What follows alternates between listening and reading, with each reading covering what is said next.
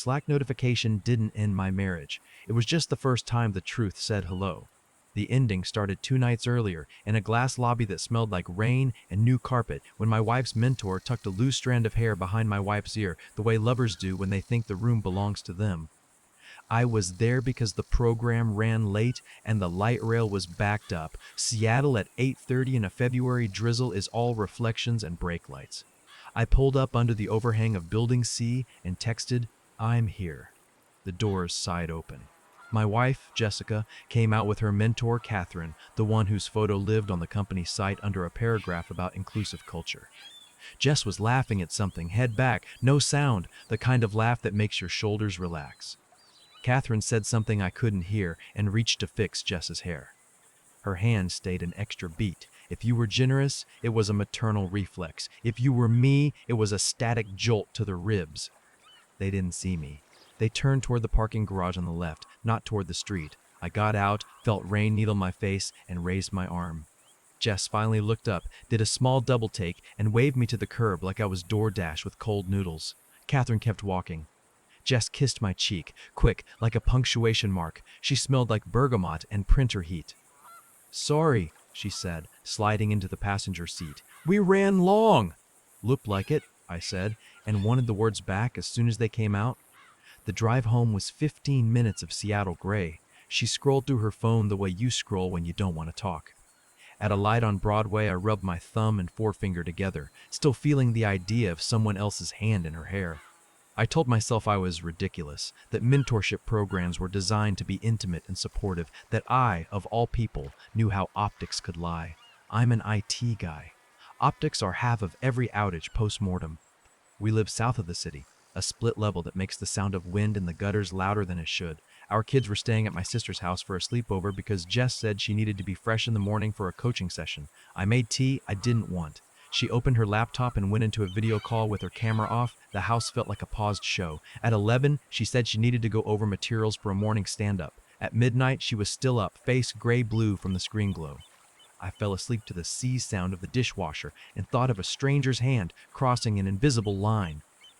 The Slack message arrived at 6012 the next morning, and I saw it because I had just put cinnamon toast on 2 plates and the family iPad lit up on the counter with a cheerful tone Jess never bothered to change. "Good morning, love," it said, followed by a heart from a display name that had no last name, just Catherine. It lasted maybe 2 seconds. Then it was gone. I don't know if you've ever watched text disappear in real time. You doubt your own eyes the way you doubt a sound at 3 a.m., but my brain has backups. I hit the side buttons with my knuckles and took a screenshot, and another, because if I've learned anything from production incidents, it's that logs vanish, and the person with the evidence is the person who gets believed. Jess walked in, hair in a knot, already dressed. She smelled like fresh coffee and the eucalyptus body wash we buy when it's on sale. She poured, took a sip, and said she had to be in early. I could feel the screenshot burning a rectangle in my pocket. "Whose love?" I asked. I showed her the photo. I tried to keep my voice flat. Her face did a thing I'd never seen, like a tab tearing loose from a file folder. "It's, Catherine," she said. "She jokes. It's her thing." I looked at the heart icon. "It's also the heart." "She's British," Jess said, which was new. She wasn't. She'd gone to WSU and said soda, not pop, and sounded like Ballard. "You're British now," I said. "Congratulations." She bit her lip, and for a second I thought she'd laugh and say I was being absurd. Instead, she put the mug down and stared at the counter like it might give her a script. "It's nothing, Dan. Please don't make it a thing. Today's big." "What's big?" "Internal presentations for women in leadership. She's sponsoring me to present to the VP. This is, don't pick a fight today." I could have told her I wasn't picking a fight, I was catching a blade. I could have told her I felt like my house had shifted a half-inch off its foundation. Instead, I said, "Okay," and the morning kept moving like it hadn't cracked. At 7:45, I dropped the kids, 8 and 6, at school. My son asked if Mom would pick them up. My daughter asked why Mom had started sleeping at the office sometimes. I told her Mom had a big project, and sometimes big projects have big nights. She accepted this the way kids accept weather. At 9, my phone buzzed with a calendar invite that wasn't mine, because in a marriage, you end up sharing half your accounts even when you think you didn't. It was a reminder Jess had set 6 months ago to renew the parking garage subscription under company benefit commuter. New note appended last week. Add second vehicle. I scrolled the confirmation email she'd sent to herself. The second plate number wasn't ours. I'm not proud of what I did next. I used the crumbs I had. The iPad, still logged into Slack because at some point we'd watched a family town hall together, still had notifications flicker in the margins. I didn't have access to her channels. I saw only the ghosts of messages and a list of names. But ghosts tell stories. At 12,003, a lunch order came through a general channel. 2 burrito bowls, 1 no cilantro, delivery to Building C, Level 5 lounge, leave at door. At 1009, a photo appeared in a leadership channel with a caption from Catherine about proud moments and growth. Jess stood in the front row, shoulder touching shoulder, wearing the dress I bought her before our 10th anniversary, the one she said made her feel like she could walk through walls. I believed it then. I wasn't sure what to believe now. I went to work and didn't. I stared at tickets and typed words at screens. At 3, I drove to school to pick up the kids because I couldn't stand the idea of them waiting on a curb. When we got home, my daughter pulled a crumpled drawing from her backpack, a cutout heart with glitter that would haunt this house until June. She asked if she could tape it to Mom's bathroom mirror as a surprise. I said yes, because sometimes love is doing the nice thing knowing it might shatter you later. At 5:15, Jess texted that she had coaching and would be late. At 7, she said, "Don't wait up." At 9, the rain slanted harder, and I stood at the kitchen window with the lights off and watched our street blur. I put the kids to bed and put my phone in a drawer, because the only thing worse than watching nothing is watching yourself become a watcher. She came home at 11,052. I know because the smart lock logged it, and our porch camera caught the shape of 2 figures in the wet. One was her, the other was taller and had an umbrella. You don't see faces in grainy videos, you see posture. The second figure touched her arm and waited while she found her keys, even though we don't need keys. I downloaded the clip and watched it in a loop until my chest hurt. The next morning, I didn't say anything. At lunch, I checked our joint credit card because terror taught me that financial logs don't lie as fast. At 12,044, a charge hit from a hotel that pretends to be a co-working space near the lake, the kind of place that calls a couch a conversation pod.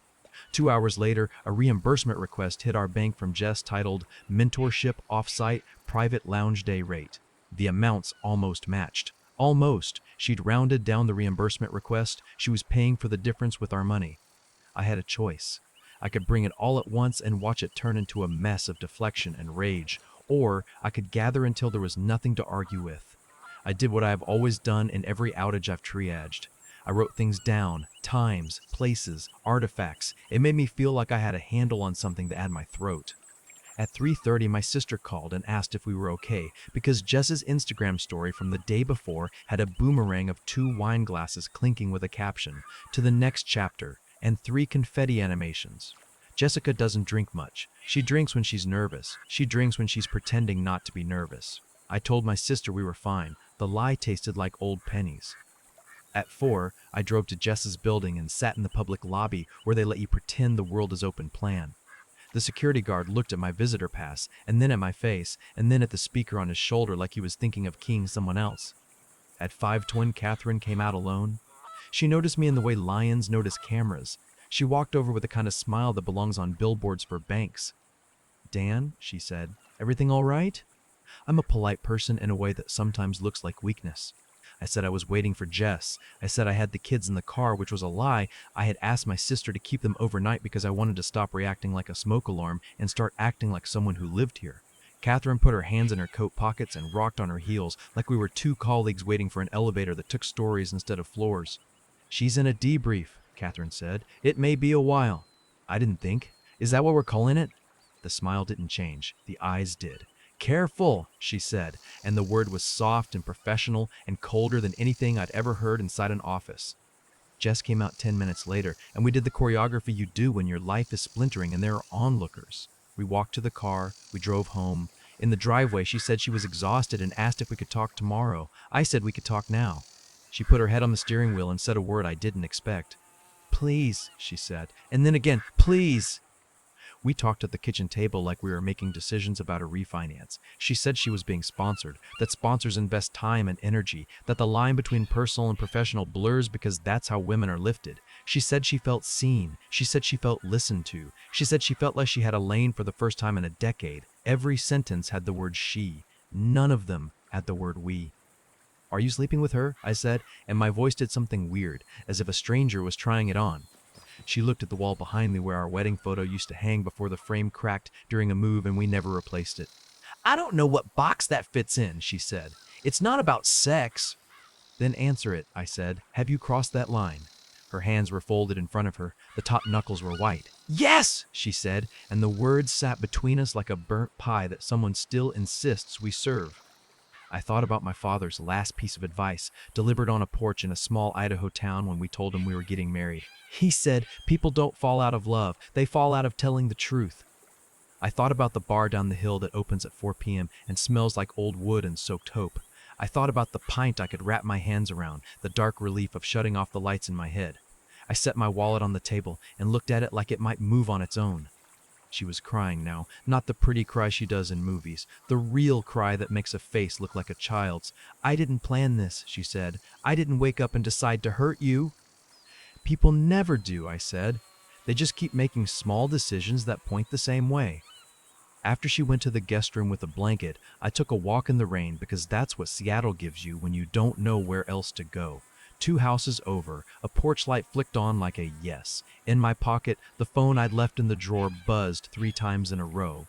When I came home, I looked. One was a bank alert for a cash withdrawal at an ATM downtown we never use. One was a school email about an upcoming science fair. One was a message from an unlisted number that said, "Your wife is in good hands."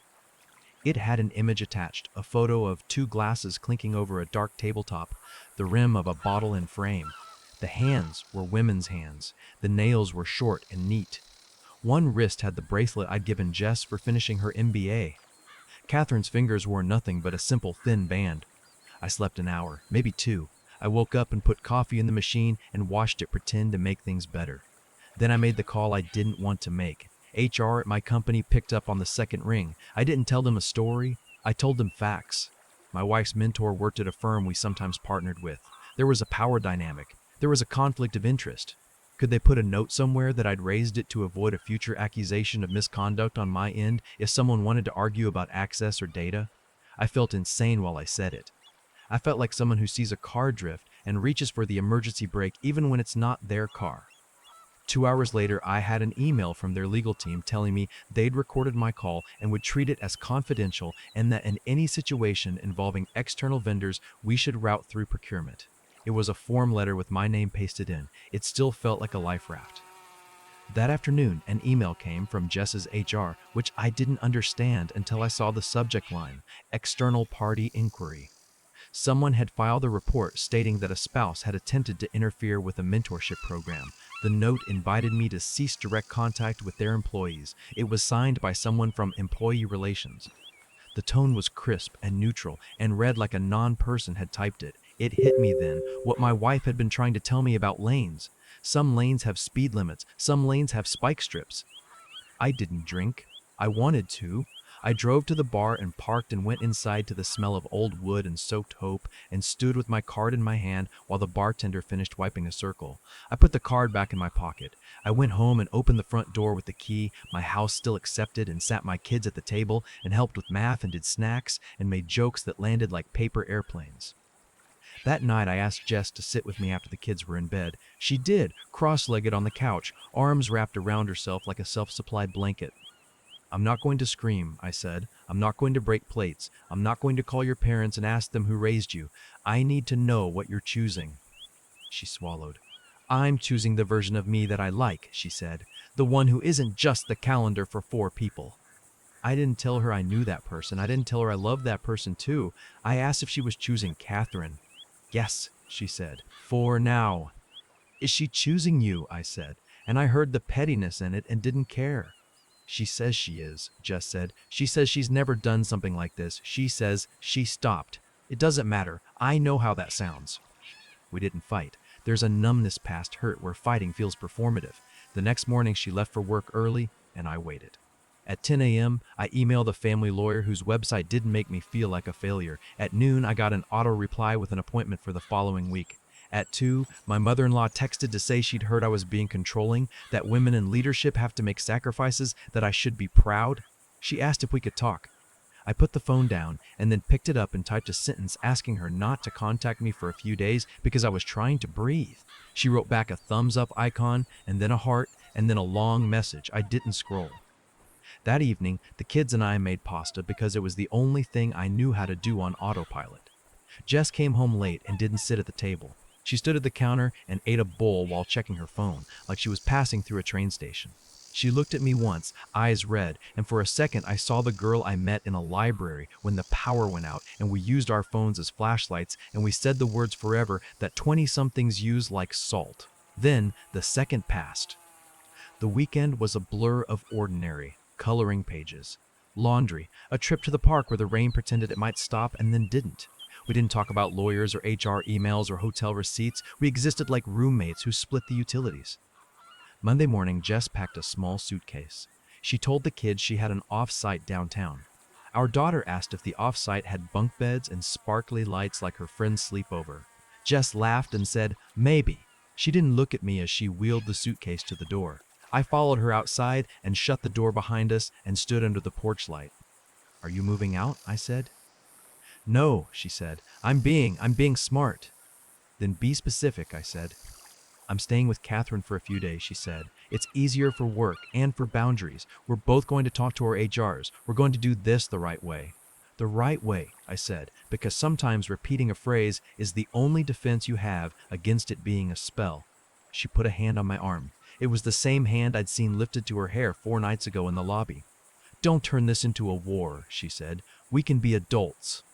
"Adults?" I said. "Sure, I'll be here with the children we created on purpose." She flinched and took her hand back and left. The smart lock chirped. The house exhaled.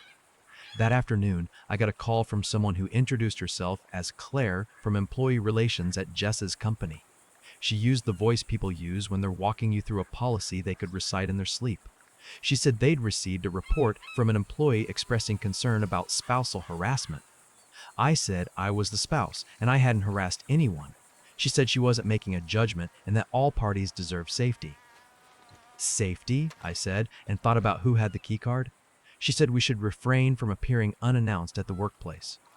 I told her I'd sat in a public lobby and had not raised my voice or my hand or my anything. She said she appreciated my cooperation.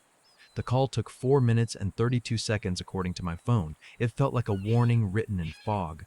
The week stretched. There were moments of clarity, like when my son asked if Catherine was his new aunt, and I almost drove to the building and stood in the lobby again just to break whatever spell this was.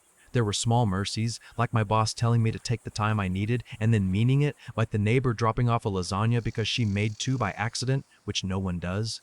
There were betrayals that were not capital. Betrayals but were still cuts, like Jess's friend from book club posting a photo with Jess and Catherine at a fundraiser with the caption "Power Couple" and 3 lightning bolts. People are brave when the algorithm loves love. On Friday, the lawyer met me in a warm office with a plant that looked like it had heard too many stories. I told him mine without poetry. He nodded the way people nod when they're lining up files in their head. "Evidence," he said. "Do you have some?" "Yes," I said, and slid over printed screenshots, bank statements, the porch video still and the access log from the smart lock, the hotel charge and the almost equal reimbursement, the text from the unfamiliar number. He looked through them without flinching. "You've got enough to establish a timeline," he said. "You've got enough to establish that it's not purely emotional. Custody will be judged on best interest of the kids. If she's moving between residences and the mentor is managerial, that raises questions, but HR tends to close ranks." "Corporate ranks," I said, and wanted to laugh or cry or punch drywall, anything but the tight chest I kept waking up with. "I'll draft a petition," he said. "We'll request temporary orders for parenting time and financial transparency. We'll keep it civil unless they don't." When I got home, Jess was on the porch, suitcase at her side, hair damp from a shower that wasn't ours. She looked smaller, like the world had put her through a dryer and she'd lost an inch. "We should talk to the kids together," she said. "We shouldn't make this worse by being vague." "I agree," I said, and we did on the living room rug, at their eye level, with sentences that didn't blame and didn't lie, which is a tightrope I don't wish on anyone. Our daughter cried the way 6-year-olds cry, whole body sobs that leave you shaky. Our son stared at the wall and then asked if we could still go to the science fair. I told him we could. I told him I would make the baking soda volcano. He said he wanted a tornado in a bottle this year, and I said we'd do both, that sometimes life gives you both, that sometimes life gives you both. That night, Jess slept in the guest room. In the morning, a car I didn't recognize idled at the curb, and she put her suitcase in the trunk and left. An hour later, my mother-in-law texted to say she supported her daughter's career and that I needed to be less rigid. I typed 4 versions of a reply and sent none. The petition was filed on Tuesday. On Wednesday, a message went to my personal email from a no-reply address at Jess's company. It said they were aware of a domestic matter and that they provided resources for employees and their families, with a list of counseling numbers and links to articles about respectful separation. I stared at the phrase respectful separation until it stopped meaning anything. On Thursday, a mentor profile went up on the company blog featuring Catherine. The photo showed her in a bright space with a bookshelf behind her and a plant that looked very much like the plant in the lawyer's office. The quote under the photo talked about building leaders who bring their whole selves to work. The word whole held steady as if it were underlined. In the days that followed, the system did what systems do. It closed around the core the way a hand closes around a secret. People who'd once made small talk with me at company picnics stopped liking my posts about the kids' soccer games. A mutual friend told me gently that Catherine had been at the company for 15 years, that she had paid for the refurbished lactation rooms out of her own pocket when the budget fell through, that she had shepherded countless careers. The implication hung in the air like a polite cough. People like that don't do what you're saying they did, and if they do, it's not for you to undo. 2 weeks after the petition, Jess moved her clothes to Catherine's condo on Eastlake. We worked out a schedule with the lawyer's help. The kids stayed in the house, and we rotated around them because the counselor said geography matters less than continuity. My sister came on Tuesdays with pizza and a joke, and the ability to make our living room feel like a place where laughter wasn't treason. My mother-in-law stopped by once with a bag of groceries and eyes that looked at everything but me. She asked the kids about school and told them she was proud of their mother and that good things happen when you work hard. I went to the garage and stood among the smell of soap and oil until I could be polite again. Here's the part of the story that makes people shift in their seats when I tell it out loud. After the papers were signed and the calendar synced and the Google Doc of who picks up when lived on all our devices, Jess came by one night to drop off a pair of soccer cleats. The kids were brushing their teeth. We stood in the hallway like strangers, all the words in the world lined up behind our teeth and none of them getting chosen. She told me, Jess said finally, and I knew she meant Catherine. She told me she talked to HR. They're not going to make it a thing. They're supportive. Of course they are, I said, and I know I sounded like a man sitting on a nail who doesn't want to move because at least the pain is a constant he can measure. She says it's complicated, Jess said. It's not, I said, softer than I felt. Complicated is a way to make simple things sound noble. I'm sorry, she said. I wish you could see the version of this I see. I can, I said. I just don't like the view. She looked down the hall at the bathroom where our children were gargling in time like a joke they'd rehearsed. I don't know if this is forever, she said. I just know that when I'm with her, I don't feel like the only job I have is holding everyone's pieces together. I never asked you to, I said, and she nodded like she believed me and also like she didn't. She left the cleats by the door and left. I locked the door behind her and leaned my forehead against the wood, which is a thing I thought only happened in movies until it happened in my hallway. I didn't drink. I wanted to. I made tea and burned my tongue and watched a video about fixing a leaky faucet even though we don't have one. I fell asleep on the couch and dreamed in log lines. This is not a story with a triumphant twist where someone gets fired and someone else gets a check. It's a story where an institution decided what story it wanted to tell about itself and then backed that story with policies and silence. Catherine kept her job, Jess kept her sponsor, and then the sponsor became a partner in a way that made language look small. My kids kept their house and got 2 Christmas trees. I kept my sobriety and learned to make 3 dinners that aren't pasta. My mother-in-law kept inviting the children to things that conflicted with my nights and then telling me I needed to be more flexible. I kept the screenshots and the access logs and the porch video in a folder on a hard drive in a box I don't open. Sometimes justice is just a file you never delete. I'm not asking for sympathy.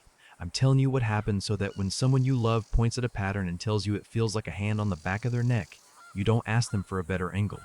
Believe the hair tuck, Believe the heart emoji. Believe the almost matching reimbursement. Believe the way a system can shape what's considered real just by deciding which rooms are quiet. A month after the split, I took my son to the science fair with a volcano that worked too well and covered the table in pink foam. He laughed so hard he fell off the chair, and for the first time in weeks, the sound didn't echo. On the drive home, he asked if we could make a tornado next. I said, of course. The weather changes, the house holds. We keep building things that work until they don't, and then we build different things. Do you think a company should ever step into an employee's private life when power dynamics cross a line, or is that overreach in the name of optics? If your partner found meaning and status in a relationship that broke your home, would you try to forgive or would you walk? If you want more stories like this, tap like, drop your take in the comments, and subscribe for the next one.